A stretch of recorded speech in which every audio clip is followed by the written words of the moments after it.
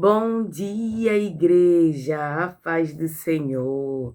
Leitura bíblica dessa semana. Vamos iniciar um devocional referente à nossa Páscoa. O que simboliza a Páscoa? O que é a Páscoa? A Páscoa no Antigo Testamento, a Páscoa no Novo. O que realmente é? Será que são chocolates, bombons? Será que o coelhinho da Páscoa tem a ver com a Páscoa? Ou, para nós cristãos, a Páscoa ela tem um outro significado? Nós vamos falar os dias que antecedem a Páscoa do Senhor e que antecedem até chegar ao cume do nosso estudo, que é a crucificação e a ressurreição do nosso Rei, do nosso Senhor. Nós vamos começar entendendo o que é a Páscoa. Biblicamente falando, a Páscoa do hebraico, Pesach, que significa passar por cima ou pular, não é apenas uma data, mas é um memorial de libertação e uma profecia cumprida. Ela possui duas dimensões inseparáveis: a antiga aliança em Êxodo e a nova aliança, Jesus Cristo. Aqui esse estudo ele vai ser estruturado sobre o significado bíblico, a origem, a libertação. Êxodo capítulo 12. A Páscoa foi instituída por Deus na noite em que o povo de Israel seria liberto de 430 anos da escravidão no Egito. O versículo-chave: o sangue será um sinal para distinguir as casas em que vocês estiverem. Quando eu vir o sangue, passarei por cima, Pesach. Nenhuma praga de destruição atingirá quando eu ferir o Egito. Êxodo 12, versículo 13. Cada família deveria sacrificar um cordeiro sem defeito, assá-lo, comer com ervas amargas e pão sem fermento. O sangue do cordeiro deveria ser passado nos umbrais, ou seja, nos batentes das portas. O sangue protegia os israelitas do juízo divino, a morte dos primogênitos. A Páscoa era um memorial de que Deus é quem quebra as correntes da escravidão. Então, o que tem a ver nos dias de hoje? É Jesus que quebra as correntes, o sangue de Jesus. Jesus entregou o seu sangue para hoje, eu e você, para que a gente saia das correntes da escravidão. Só que a escravidão do pecado. Jesus é maravilhoso. O cumprimento. Jesus, o Cordeiro de Deus. No Novo Testamento, a Páscoa deixa de ser apenas uma lembrança de libertação política e física para se tornar a verdadeira realidade da libertação espiritual. O versículo Chaves: livrem-se do fermento velho, para que sejam massa nova e sem fermento, como realmente são, pois Cristo, nosso Cordeiro Pascal, foi sacrificado. 1 Coríntios 5,17. O cordeiro, assim como o cordeiro do Egito precisava ser sem defeitos, Jesus viveu uma vida sem pecado. O sangue, assim como o sangue na porta livraria da morte física, o sangue de Jesus na cruz nos livra da morte eterna e do juízo do pecado. O tempo. Jesus foi crucificado exatamente durante a celebração da Páscoa judaica, revelando que ele era o cumprimento exato daquela sombra profética, ou seja, a lei. A nova Páscoa. Na noite antes de morrer, Jesus celebrou a Páscoa com seus discípulos e deu a ela um novo significado, a mudança. Ele tomou o pão, o seu corpo, e o vinho, seu sangue. Ele não estava mais celebrando a saída do Egito, mas a saída do homem, do domínio do pecado e de Satanás. A ressurreição. Diferente do cordeiro do Êxodo, que morria e permanecia morto, o cordeiro da Páscoa ressuscitou. Por isso a Páscoa cristã é celebrada da vitória sobre a morte, ou seja, Jesus venceu a morte por mim e por você. E por ele vencer essa morte, Ele nos garante a salvação. Ele nos dá garantia da salvação. Ele nos dá um novo rumo, uma nova esperança. Vamos subir juntos para a Nova Jerusalém. Eu creio nisso. E se eu creio, eu vivo já o reino aqui embaixo. Muitos falam, você precisa justificar a sua fé? Não, a minha fé está firmada e fundamentalizada em quem morreu pelos meus pecados, morreu por mim, em Cristo Jesus. Mas o nosso estudo hoje, nós vamos começar lá do começo. Mateus 26, versículo 39. A submissão da vontade. Indo um pouco mais adiante, prostrou-se com o rosto em terra e orou. Meu Pai, se for possível, afasta de mim esse cálice. Contudo, não seja como eu quero, mas como tu queres. O gesto de prostrar-se indica uma angústia extrema. O cálice é uma metáfora bíblica comum para o julgamento e a ira de Deus contra o pecado. Jesus não estava fugindo da morte física, mas do peso espiritual de se tornar pecado por nós. A conjunção, contudo, marca a transição da vontade humana natural para a obediência messiânica voluntária. Ou seja, Jesus se entregou de forma voluntária, porque ele quis, porque ele quer te salvar, porque ele quis me salvar. Porque ele quis apresentar para nós que com ele existe vida. Com Cristo Jesus existe vida. Ele é a vida. Ele nos dá a vida.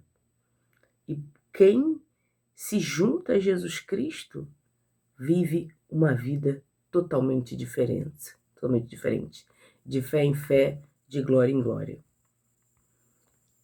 O capítulo narra a conspiração contra Jesus, a unção em Betânia, a instituição da ceia do Senhor, a agonia no Getsêmani, a traição de Judas e o julgamento diante do Sinédrio, culminando na negação de Pedro. Ou seja, o capítulo é recheado de informações.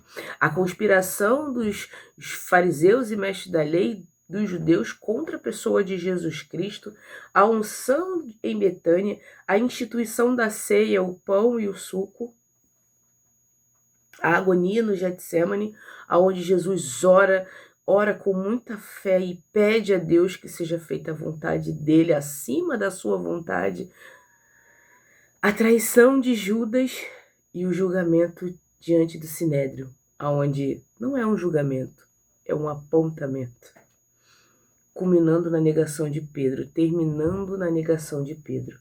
Maturidade espiritual é alinhar a nossa vontade com a vontade de Deus, mesmo quando o caminho é doloroso. Quando você enfrentar o seu cálice, ore com honestidade sobre a sua dor, mas termine com a entrega, que seja feita a sua vontade.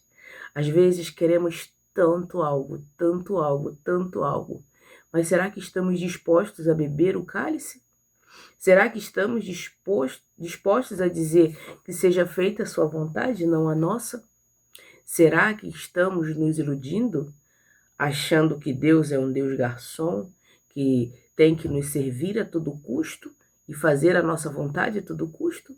Ou será que estamos dispostos a nos render à vontade de Deus? Deixo essa pergunta para a rede, que a rede fique reflexiva nessa última semana, né? Agora que precede a Páscoa, ao qual terminamos os 40 dias, ao qual Jesus ficou no deserto. E agora passamos a uma nova fase, a fase de reflexão, de entendimento, de ação. A quaresma, ela serviu para ficarmos no deserto e abandonarmos a nossa velha criatura. E quando saímos, quando a gente vê a vida de Jesus, quando Jesus sai do deserto, ele sai com poder e com obediência a Deus. Será que dentro de nossas orações, dentro de nossos nossas renúncias nesse período, né? Muitos fazem o período da quaresma, que se abdicam de certas coisas, passam esse tempo aí mais reflexivo. Será que realmente eu estou disposto a fazer a vontade de Deus? Ou só quero que Ele me sirva como um garçom? Pense. Essa aí é para pensar. Lucas 22, 44. A agonia física e espiritual. Estando em angústia, ele orou ainda mais intensamente, e o seu suor era como gotas de sangue que caíam no chão. Lucas, como médico, é o único que registra o fenômeno da hematidrose, suor de sangue, que ocorre sob estresse psicológico extremo. A palavra angústia, agonia no grego, refere-se a uma luta, a um combate atlético. Jesus estava em uma batalha espiritual real contra as trevas e o peso da redenção. Lucas destaca os preparativos para a Páscoa, disputa entre os discípulos sobre quem era o maior. A disputa, né? Os discípulos disputavam sobre quem era maior. A intercessão de Jesus por Pedro, a oração no Monte das Oliveiras e a prisão de Jesus mostrando o Salvador como aquele que serve e sofre. Sempre que eu ouço, leio esses trechos de Jesus sofrendo, é algo que me emociona muito, porque somos tão egoístas que qualquer lutinha que a gente passe aqui embaixo, a gente já quer logo se desviar, quer logo sair da vontade e do poder de Deus, quer sair logo da presença do Senhor. Somos tão fracos, mas tão fracos, mas tão fracos. Perdão, tá, Senhor? Perdão porque eu sou tão pequena, tão pecadora. A gente quer desistir rápido e Jesus, em momento nenhum, não foi uma opção de Jesus desistir de nós. Ele poderia, mas não estava nos planos do Pai, muito menos nos planos dele. Jesus sofreu muito, principalmente nos últimos dias, aonde uma pessoa suar sangue, gotas de sangue. Eu nem me imagino o tamanho do sofrimento dele. Mas eu te peço perdão pelas vezes que eu errei, pelas vezes que eu fui fraca, pelas vezes que eu olhei somente para o meu umbigo e não olhei para o Senhor. Temos que todos os dias olhar para Cristo Jesus, não um Jesus morto na cruz, mas um Jesus já ressurreto, forte, pronto para vir resgatar a sua igreja, salvar aqueles que se renderam a Ele e o restante vai para a ira de Deus. O inferno com Satanás e seu tridente, ele também vai sofrer. Não é ele que vai te causar o sofrimento. Não. Devemos temer ao Senhor. O temor ao Senhor é a obediência. Seja forte, corajoso e obediente. Jesus entende o limite do seu estresse e da sua dor. Ele não é um Deus distante do sofrimento humano. Nas horas de maior aflição, lembre-se que o seu Salvador suou sangue para que você pudesse ter paz. Pense e reflita. Antes de cometer o pecado, reflita. Veja se realmente vale a pena pecar contra Deus, pecar contra Jesus, sendo que Ele é o nosso Salvador. Ele fez tudo para nos resgatar, para nos salvar. João 18, versículo 4. Jesus, sabendo tudo que lhe ia acontecer, saiu e lhes perguntou: a quem vocês estão procurando? João destaca a divindade e a onisciência de Jesus. Ele não foi pego ou vítima das circunstâncias. O verbo saiu mostra que ele tomou iniciativa. Ele se apresenta voluntariamente. Logo após esse versículo, ele diz: sou eu, o ego eimi divino, fazendo os soldados recuarem e caírem por terra. O capítulo, ele foca na prisão de Jesus no jardim, no interrogatório perante Anás e Caifás e no julgamento perante Pilatos. João enfatiza a realeza de Jesus e o fato de que seu reino não é deste mundo. Nada do que acontece na sua vida foge do conhecimento de Deus. Jesus enfrentou o caos com calma, porque sabia quem era o Pai. Confie que Deus está no controle, mesmo quando parece que os soldados da vida estão cercando você. Não temas. As lutas já foram vencidas. As batalhas já foram vencidas. Você é mais do que vencedor. O seu Deus está contigo. Você não está sozinha. Você não está sozinho. Sirva-se voluntariamente ao Senhor. Entregue-se voluntariamente ao Senhor. Mateus 26, 53. Você acha que eu não posso recorrer ao meu Pai? Ele não colocaria imediatamente à minha disposição mais de 12 legiões de anjos? Uma legião romana tinha cerca de 6.000 soldados. Jesus afirma ter o poder de convocar 72 mil anjos. O ponto aqui é a mansidão. Ter todo o poder do universo à disposição e escolher não usá-lo para se salvar a fim de cumprir as Escrituras e salvar a humanidade é a autoridade sob controle. Autoridade sem controle não é autoridade. A autoridade de Jesus, ele mantinha o controle, o domínio sobre as suas mãos. E Deus tinha o poder, mas Deus, ele tinha o propósito. De hoje, eu e você aqui estarmos estudando a palavra, aprendendo do Senhor e elevando o nosso espírito a quem realmente pode nos cuidar e nos salvar.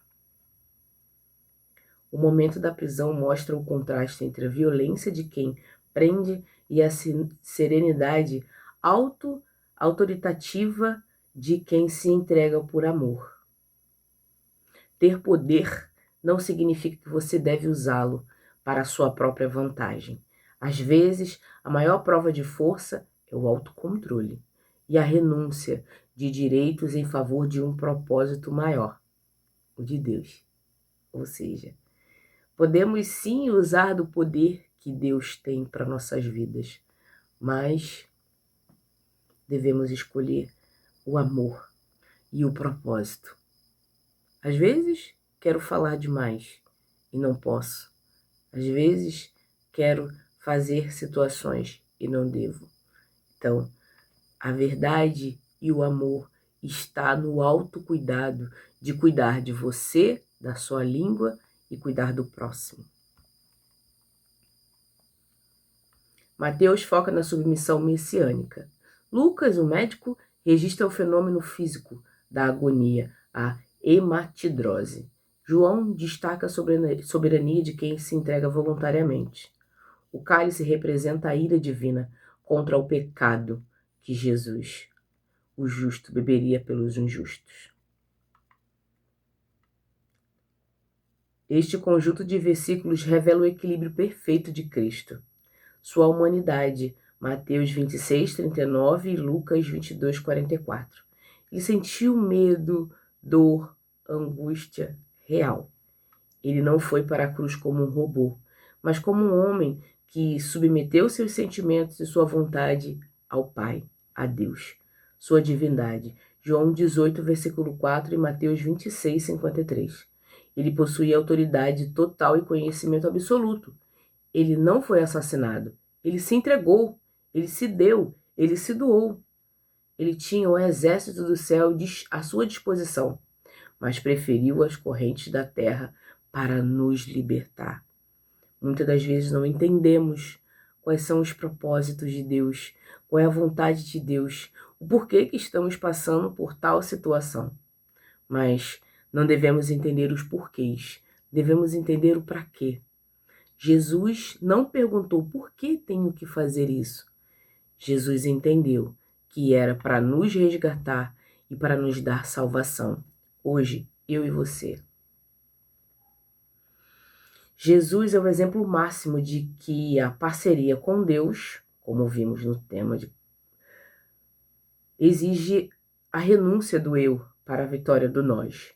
Ele renunciou à sua vontade própria para ganhar a nossa salvação. Orar com honestidade sobre os nossos medos, mas terminar sempre com a soberania de Deus. Entender que Jesus não foi vítima, mas um voluntário. No jardim, a vitória começou com a rendição da vontade humana à vontade divina. Escolha uma decisão difícil hoje. Submeta-se explicitamente à vontade de Deus, abrindo mão do controle. Amém? Vamos orar? Paizinho amado e querido Deus, graças te damos por mais um dia que se chama hoje, Senhor. Obrigada, Pai, pelo teu amor, pela tua misericórdia, por tudo que o Senhor representa em nossas vidas, Pai. Muito obrigada. Obrigada por nos mostrar que a vontade de Deus, ela é e deve ser soberana. Muito obrigada, Senhor, por nos mostrar que ao bebermos do cálice, não estamos sendo mal direcionados, mas quando bebemos do cálice, estamos anunciando que Jesus Cristo é o nosso Senhor e que somos obedientes a Ele. Tome-nos em tuas mãos, Pai, dirige a nossa vida. Ajuda-nos em nossos medos, em nossas ansiedades, em nossos anseios. Toma este dia nas tuas mãos. Eu te entrego, Pai, todo o meu dia, desde o abrir dos meus olhos até a noite no meu repousar. Muito, muito, muito obrigada. Hoje eu oro e já te agradeço. Em nome de Jesus. Amém.